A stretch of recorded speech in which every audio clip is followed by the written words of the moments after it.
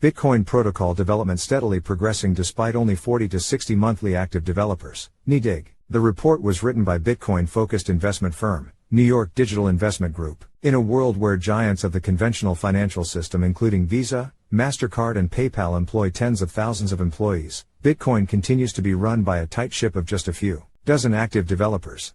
New York Digital Investment Group, NYDIG, a Bitcoin-focused investment firm, published a report in September chronicling Bitcoin's 14-year evolution from a software development perspective. The report, titled Developers of Bitcoin, found that there are only 40 to 60 active developers. The document sheds light on how Bitcoin has steadily grown from an obscure technological breakthrough to worldwide domination, and examines the software developers who made it all happen. What's most mind-boggling, perhaps, is how the world's most dominant cryptocurrency, currently worth about $320 billion, has been chugging along with no major hiccups for almost 14 years, under the care of a passionate, but small, group scattered across the globe. The purpose of the report was to help people understand Bitcoin's development cycle, how it evolved from an idea circulated on a mailing group, to a pervasive technology today. And then, who are the people who continue to update the Bitcoin protocol, explained Greg Cipollaro in a recent interview with CoinDesk. Cipollaro is NYDIG's global head of research and co-author of the report. The Satoshi Era.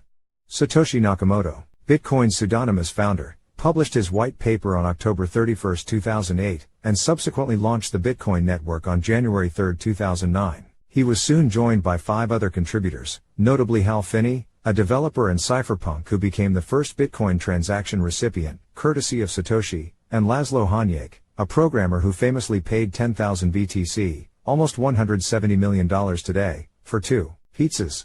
With Satoshi at the helm, a community formed, but by 2010 that community had outgrown its founder. Realizing this, Satoshi gave Gavin Andresen the keys to the kingdom. Andresen, who was then an active contributor to the project, became Bitcoin's lead developer and moved the project to open source collaboration platform, GitHub, paving the way for true decentralization. In a final email to developer Mike Hearn, Satoshi declared, "I've moved on to other things. It's in good hands with Gavin and everyone." The report states, Bitcoin development today. Nowadays, Bitcoin developers can be found worldwide. Roughly 84% of its GitHub commits, or suggested software changes, come from 20 different countries. One of the interesting things I thought we uncovered in the report is the geographic location of the developers, said Cipollaro. It's helpful for investors who may be concerned about who's contributing and updating this piece of software. We know who they are and most of them seem to be in North America, Western Europe, those types of geographies. Another shift is the recent shelving of the lead developer/maintainer role in favor of a more egalitarian model that elects a group of maintainers instead.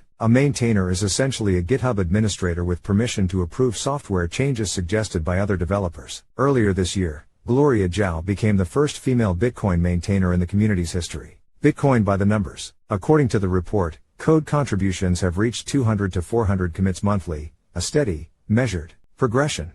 And although Bitcoin's core protocol averages 40 to 60 monthly active developers, 1,140 developers have contributed to the project since inception, with 5 to 20 new developers testing the waters every month, as others either scale back or leave. The broader ecosystem, developers working on Bitcoin-related applications, follows a similar pattern, but, of course, with higher numbers. NYDIG estimates the number of monthly active developers in that wider community to be anywhere from 600 to 1,000. With the total number of contributors being over 13,000 since inception. When compared to competing networks, Bitcoin always seems to come out smaller, but exponentially more efficient. For example, previous estimates from venture firm, Electric Capital's 2021 developer report, show Ethereum has over 4,000 monthly active developers in its broader ecosystem, compared to Bitcoin's 600 to 1,000, yet Ethereum's current market capitalization is less than half of Bitcoin's. Similarly, traditional payment firms such as Visa and MasterCard, with market capitalizations comparable to Bitcoin's, are run by tens of thousands of full-time employees.